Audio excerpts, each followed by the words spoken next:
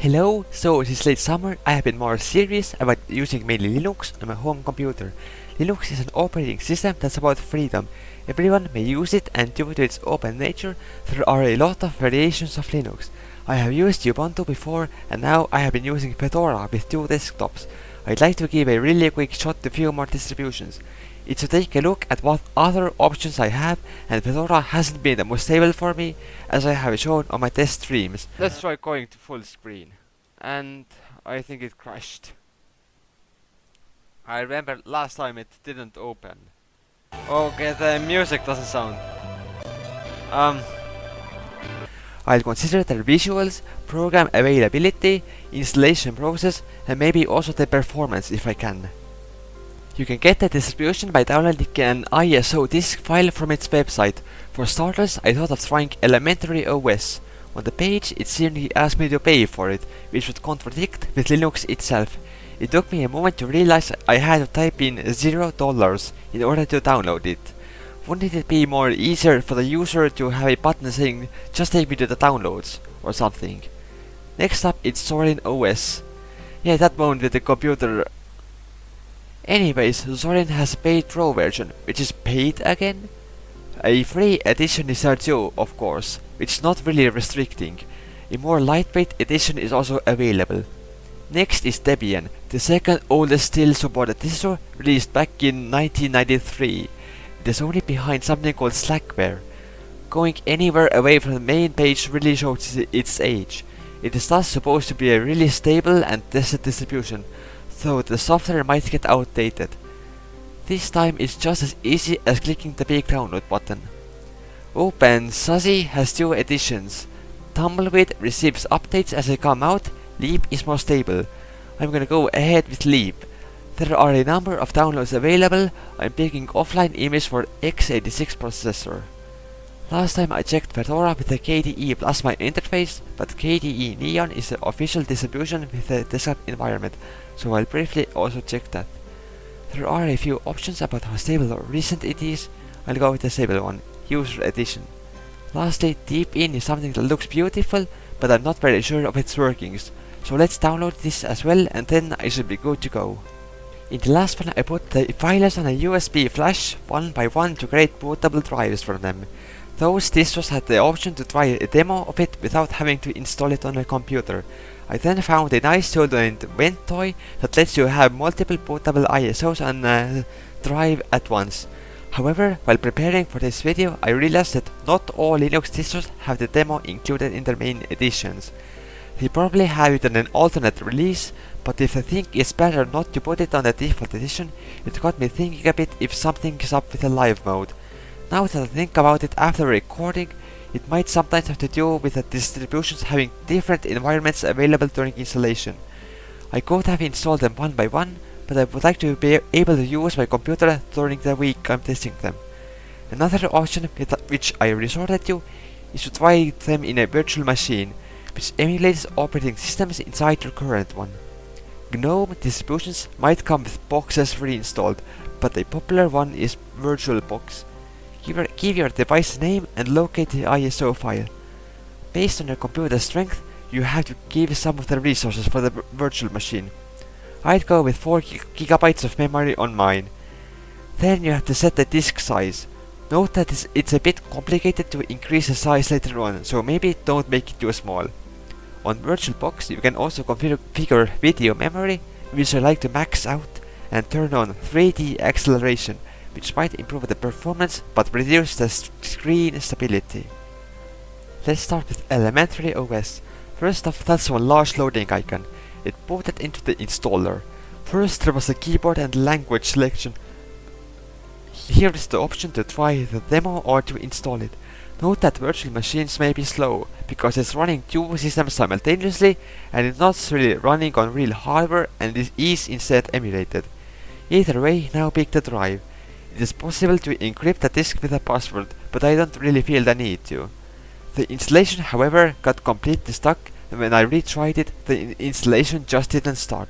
So I tried the demo and already something's up with the background. I then tried to install it using GNOME boxes instead. Here also, locate the ISO in your files. Then set the memory and disk place. screen reader can be turned on with the keyboard shortcut Super plus Alt plus S. After it is installed, it restarts for user settings. It again starts with regional settings, then create a local account. Boxes has a pretty short and easy default layout for the device. There really is not a lot to customize in elementary. There is a bit of color selection though. There is a really brief introduction with a few settings when first opened.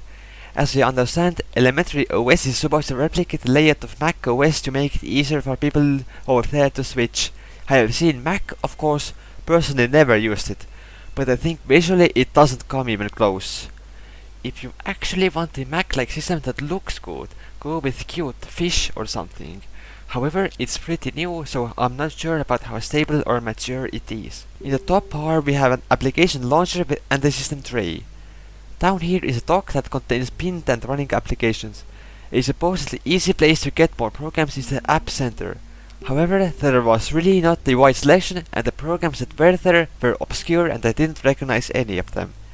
Some of the apps I also would have had to pay for. As the distribution is based on Ubuntu, I can use apt install to install additional programs through the terminal. Elementary continued to visually glitch on my virtual machine. I quickly tried it from the live boot later. It didn't glitch like that, but there maybe was a little bit of latency when opening or closing apps. Apt didn't seem properly configured as it got an error while trying to update, and I think it froze trying to install Snap for Firefox. It supports the installation of local Debian packages, if again done through the terminal. Overall, elementary OS doesn't seem like something I would use. It doesn't look as good, and there is really small selection of programs. They made something and take it or leave it, but that's not to say it's useless. Maybe the simplicity is something someone is looking for, but not me. There are a lot of options when it comes to Linux, let's just move on. Next is Zorin OS. It uses the Ubuntu installer with just a different color scheme.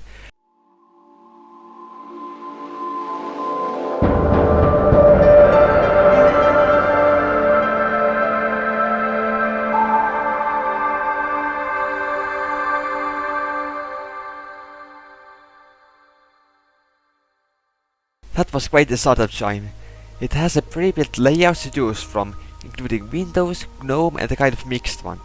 But for some of them I would actually have to pay. I can also change the system color and turn on this effect where a window flows like that if I drag it around. There are a few panel options, including the position and what it contains. The software manager includes FlatHub, Snap, Zorin and Ubuntu formats. While you might not like all of them, there is quite a variety of apps. Out of the box, Zorin includes, for example, GIMP, LibreOffice, and the shortcut to download utilities for running Windows programs. The manager took a while to get going with the installation, but I got it done. There are a number of backgrounds available. I didn't notice at first, but the default background changes color depending on the time of day.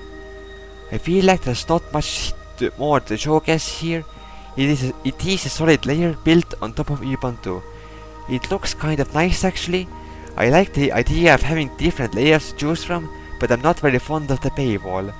It has a wide variety of apps, easily accessible, and that's great. It is actually something I could perhaps use. Next I'm going to run Debian, the so-called grandfather of distributions. It was first released 30 years ago. I assume back then Linux was only for real computer nerds. It was even before Windows became my mainstream with Windows 95. Among other distros that are based on Debian, in 2004 Ubuntu was released with the intention of making Linux more user-friendly. It has probably been the most well-known distribution, and in fact, many distributions that are more directed towards users are based on Ubuntu.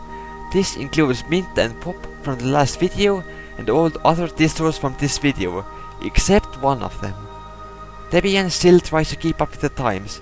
It has a GNOME 43 interface by default, which is fairly recent, and it includes a graphical installer.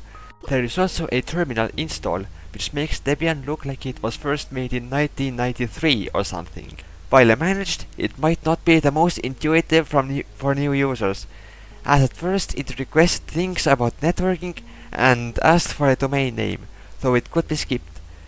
Then it asks for administrator password. I fell for the exact same thing when installing Fedora KDE. They ask for setting a password on 2 different places, one for root and one for user. I fill both out and in a way end up creating 2 accounts. The root password comes up first, and so I might think it relates to the user account when it asks for a password. It might also be that I assumed the root password to be necessary, like maybe user password for personal data and root password for system configuration. After that, it continues with setting the personal account step by step. It has automatic and manual partitioning for the installation. Then it begins with the installation. It is interrupted a few times for few more settings. There was a brief setup for the package manager. It was about regional mirrors. The default desktop environment is GNOME, but among others KDE Plasma, XFCE and Cinnamon can be included. I'm also going to enable Plasma. It asks for a window manager to use. I hope not too much depends on what I choose, because how am I supposed to know which is better? I just went with the first one. It also asks whether the bootloader should be set up and be the main one, in case multiple systems are installed.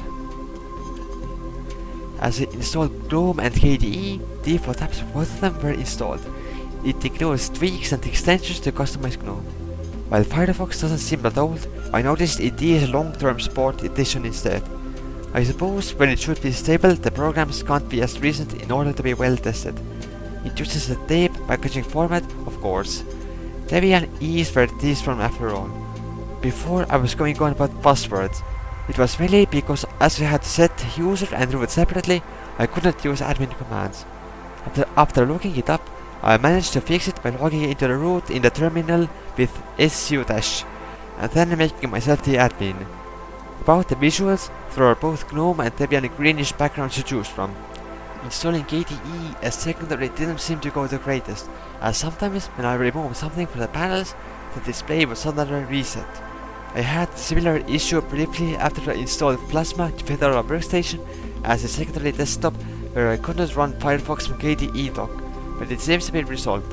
An interesting thing is that when the display bugged out with 3D acceleration enabled in a VM, it looked glitched on the screen, but OBS captured just a black screen in its place. Here's proof. If I would ignore the graphical issues I had on a secondary interface, it would seem quite stable. By default, it appears to only support its own repository, which I have heard gets outdated. At least this is where the Debian packaging originates from. It seems like the most popular format. When a company has a proprietary product in one Linux format, it's likely Debian, probably because of Ubuntu. That's mostly why, at least at the start, I do mind the packaging formats. Next is OpenSUSE. Wait, it is pronounced OpenSUSE, right? They tried to call it SUSE, but it's SUSE. Alright, so it is in fact pronounced like OpenSUSE. And booting up, the first option seemed to do nothing. I realized it was because it attempted to boot the installation, which I have not made yet. There is the other option to boot into the installer. Installation this time starts with selecting the software repositories. Recommended ones are pre-selected. There is a desktop selection between GNOME, KDE and XFCE. I select KDE again. I assume this is where the automated partitioning takes place. It gave me an overview. After that, enter user details, you get a more in-depth summary and you accept it, click install. So I can't pinpoint where I got it from, but I kinda had the impression OpenSUSE is more directed towards enterprises and less at the average home user. But I thought of maybe trying it, and I also had it recommended in Distros choosers. Not that I would blindly follow everything a site says. After the installation, I ended up on the exact same screen as before. It got me slightly worried for a moment, but now I can just use the first option to put into the installation. And like that, I have installed OpenSUSE. No, OpenSUSE. OpenSUSE? OpenSUSE? I'm sorry, OpenSUSE. Ahoy! This is OpenSUSE.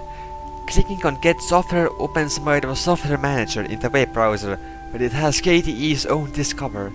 This is now the one distribution that isn't Debian based, and is instead related to Red Hat in a way, like Fedora. The settings menu looks slightly different, so I assume this is a bit older Plasma version. OpenSUSE has its own color scheme. Linux Mint also was like black and green, which I'm not very fond of. Cinnamon Desktop also is really so-so for me. This actually looks rather good though. Changing the desktop layout went well this time. I do like a global application menu that KDE has. With a different distribution might come a different package manager. OpenSUSE uses one called Zipper, with a Y and different commands. Update is patch instead. Installing is still using install. It lists changes and then enter Y for yes to accept them.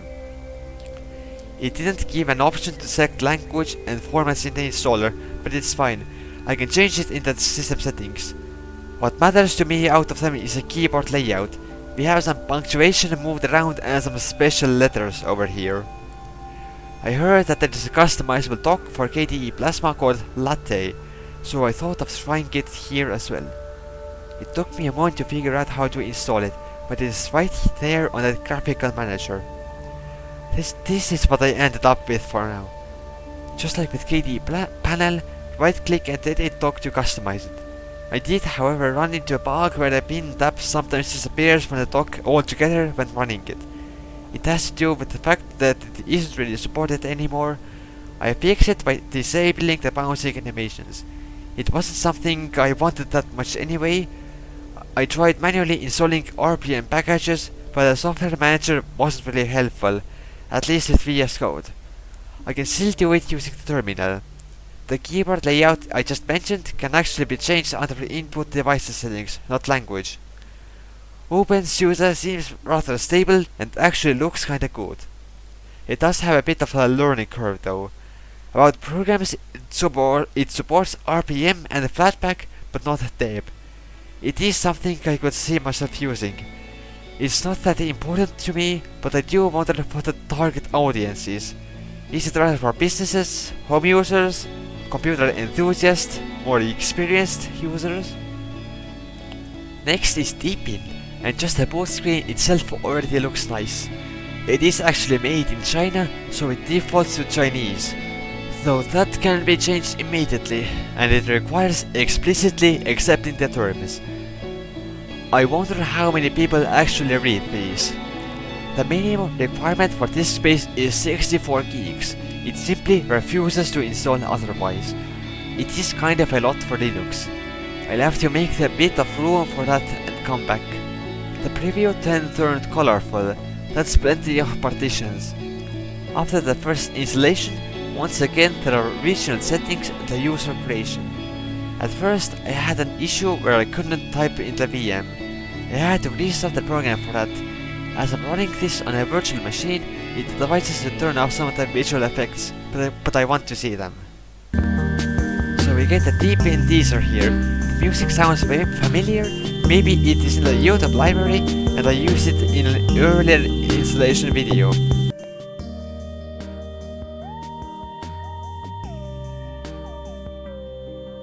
Right away there are some options about the visuals. There are two modes for the panel, one more elegant and one more traditional. Under personalization, you can change colors, blur and window effects. The dock is not that customizable, but for example, positions and what it includes are there. It has some of its own apps. I can't tell if it's more or less equipped with tools than an average OS, but they look modern at least. I have heard that third-party apps might look a bit out of place on distributions like these, but I haven't really minded. The background picker this time isn't a separate app, but integrated right into the desktop interface. You may have heard of Notepad++, what about Notepad --? Skype, an instant messaging app. Let's check the store now. It sometimes took a few tries to actually load the stuff. It then closed due to some updates. It seems to support Debian packages, but apt in the terminal seems to not be set up, as it kept throwing errors. The terminal looks more like a tinkerer's tool with the green text. Try to explain you're not a hacker with that. Debian packages can be installed simply by running them. The App Store seems to have local Deepin apps, and for some reason some Windows and Android ones. There were a few versions of Firefox listed, but none of them seem to be the default one. I downloaded the ESR and it's in Chinese. So, Deepin. It looks great. Though it's not very customizable, it might be the most beautiful one yet. On the other hand, I'm not quite sure about the functionality. It feels more heavyweight and seems to be trying to create its own app ecosystem. It's also too Chinese in few different ways. Like, there is some worry about how much of a Chinese spyware it could be, but I won't jump to conclusions on that. To end this off, I'll try to run KDE Neon. It is the official distribution containing the KDE Plasma interface. As this is the 4th time I install KDE on video, and this is the more spare one out of them, there won't be much to talk about. For the installer, I got to locate my place on the world map. Select keyboard layout while it's previewed, format the disk for installation, create the user, and I'm off. Discover includes apps from FlatHub and unknown source. The last one couldn't be any more specific indeed. Every distro should include the unknown source. It looks like it still supports apt and deb. On Fedora KDE I had well over 800 system updates waiting when I got it installed. Here it is just below 200. Unfortunately, after it restarted to finish up the update, I think it broke. It would just freeze on the boot screen if I tried to launch it. Could be some VM thing or an actual bug, but either way, not being able to even boot into the system is really discouraging. Out of what I tried in this video, the ones I might use more probably are Zorin for program support and familiarity, and OpenSUSE for the look and stability. But I'd like to point out that when you find a distribution that functionally works for you, you don't have to be stuck on its default layout, as you can install additional desktop environments. For example, I'm interested in Mint for its programs and stability, but I'm not the most fond of its desktop, so one option would be to install GNOME.